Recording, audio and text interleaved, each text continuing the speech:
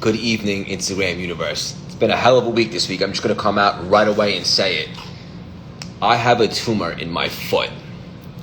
So as many of you know, I'm training for the Chicago Marathon, which would be number 5. And I had an injury. And it was turned that I had a sprained ligament. My foot wasn't getting any better. So I got, what's up, Paulie? Yeah, Jesse, Debbie, how you doing? So I went to the doctor and I said, I want an MRI. What's up, Adam? Because my foot's not getting any better. So the doctor said, I don't think you need one. I go, give me the MRI. Turns out, my ligament is not sprained. It turns out I have a tumor on the bottom of my foot. That sounds weird.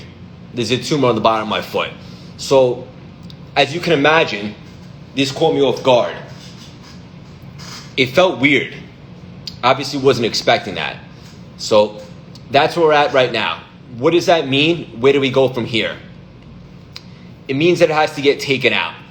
It's most likely not cancerous, but it has to come out. What's up, Paulie? Big Kevin, how you doing, buddy? So let's say I get it taken out in the next week. From there, it'll be about 2 to 3 weeks with the incision off my feet, most likely crutches, something like that. And then because it's the bottom of the foot, something that you're constantly on, probably gonna a couple more weeks just to be safe so the stitches don't spread, whatever the case may be. There he is, Big Dan. How you doing, brother? Terry the Titan, woo! So make a long story short, this is what's gonna happen. We're gonna take the tumor out and we're gonna recover. Let me rephrase. I am going to become a master of recovery. Okay? This setback is the setup for the greatest comeback anyone's ever seen. It looks like I will be able to make it to the Chicago Marathon, October 10th, just in time, what's up, Alexandra, with 0 runs leading up to it. If we do the math, we get the surgery next week, the tumor's out, we start the rehab process. We're off our feet for 4 to 6 weeks. 2 weeks after that, I can run. That brings us to October 10th, the Chicago Marathon. So essentially, my first run in 3 months will be Chicago Marathon. I mean, look, it's all about the ReFrame, right? Tell me what's a cooler story. Running a fit marathon with a PR, or out of nowhere, you get injured. You force an MRI because you transform from reactive to proactive, and it turns out you have a tumor in your foot. You get it out, you recover, you bounce back, and you run the Chicago Marathon in a pretty good time. To me, does it get more epic than that? What's up, Margie girl? Love you so much. It's weird. It's good to see you on here. So that's what's going to happen. For those of you that are just joining, I have a tumor in my foot. It is what it is. This is all about vulnerability. Transparency hour. That's it. Sometimes life will hand us a hand that we weren't expecting. That's okay. What matters most, not to sound too cliche, is how we play that hand. And I intend on playing the hell out of this hand. What's up, Big Dan? Exactly. It's a blessing in disguise. Paulie. So the bottom line is as follows. Had I not gotten this injury that was diagnosed as a sprained ligament, I would not have gotten an MRI. And then I wouldn't have seen this thing on my foot. So everything happens for a reason. I'm super excited about becoming a master of recovery, about proving to myself what it's going to take to mentally bounce back from this, and obviously physically, who knows. But anyone that's ever bet against me since the inception of my life has lost. So just like anything else, I intend to prevail. I intend to use this as content, as an epic comeback story. And look, I know there's a lot worse things going on in the world, so in the grand scheme of things, this caught me by surprise. It is what it is, but we'll make the best of it.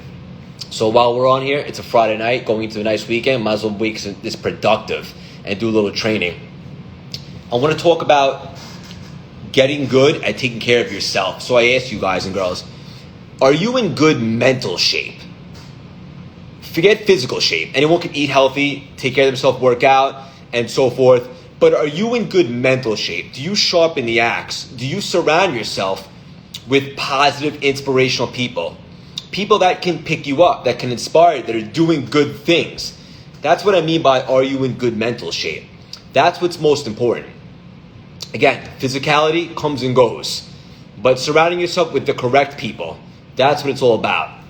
We're going to continue on the trainings. If any of you have any questions, hit me with them. Let's do a little Q&A. Let's get nuts. In regards to obsession, I've been talking about that a little while.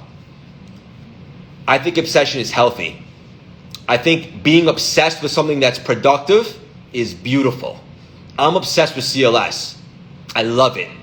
Every single day, I wake up and I'm excited about new developments. I want to get crazy. I want to get nuts. I want to do epic things. I'm excited about helping people, about the podcast, about the masterminds, about the speaking engagements. I love it all. This is what we call a healthy obsession. Being obsessed with things that are not healthy can be counterproductive, of course. So find things that you love, that you want to make your life, so to speak, and be obsessed with that. The people that aren't obsessed with the things they're doing are going to have trouble breaking through that next tier to create magic and do something epic. You got to be obsessed. I'm about to become absolutely obsessed with the recovery process. It is what it is. I intend on embracing it 100%. There's an expression, I wrote down this quote: if you want to fly with the eagles, don't swim with the ducks. What does that mean? Heather Monahan, whom I love, was just a guest speaker in my membership group this week. She said something that I absolutely love. She talks about firing villains from your life, from the people that somehow inflict some sort of negative, toxic energy. Those people gotta go. This might sound a little deep, but I don't care if it's family, if it's close friends, whatever the case may be. Fire the people that are villains to your life. Fire the people that project any type of negative energy. We don't need that. Not to sound too deep, but life is too short. We don't get a dress rehearsal. We get one shot at this thing. And there's people out there, I don't care how close they are, feeding you any type of non-positive energy. See you later. It just is what it is. Okay? I'm reading out some questions that people have been asking me. People ask about mentorship. Here's what I say to that. 2 words. Mentor up. Spend money. Invest in yourself. Do whatever it takes to surround yourself with those type of cats. People that can give you experience, priceless wisdom, details that can help you shave off time from getting to where you want to go. Look, the world is full of success stories. People who have done things. If you don't find people, if you don't enter the arena of the places that you want to get good at and find the gladiators that are doing well, then the joke's on us. So if you want to become a speaker, an entrepreneur, a coach, you want to start a side business, you want to go to Hollywood, whatever the case may be, find someone that you can look up to and find some mentorship in them.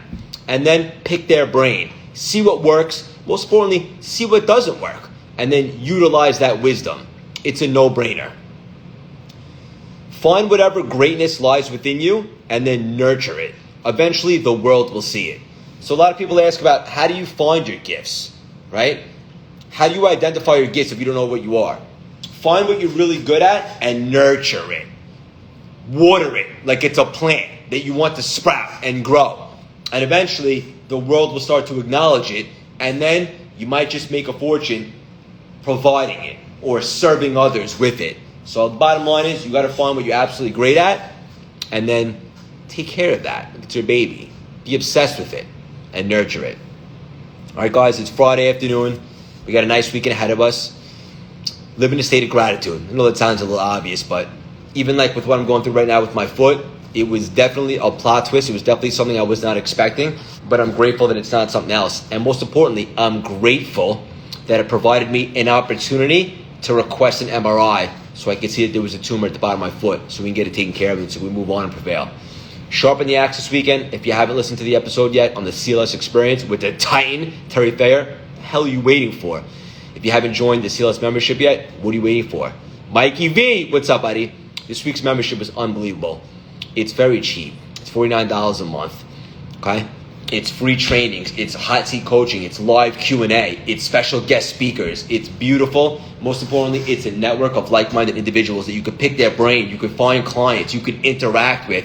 That's what it's all about, to be around these types of people. So I love you all so much from the bottom of my heart. I am not a victim. Don't feel bad for me. I will bounce back and it will be a hell of a story. Alexandra and Jessica, my badass empire building ladies. I love you so much that it's weird. Alright guys, have an unbelievable weekend. Get a little weird. In a productive way, of course.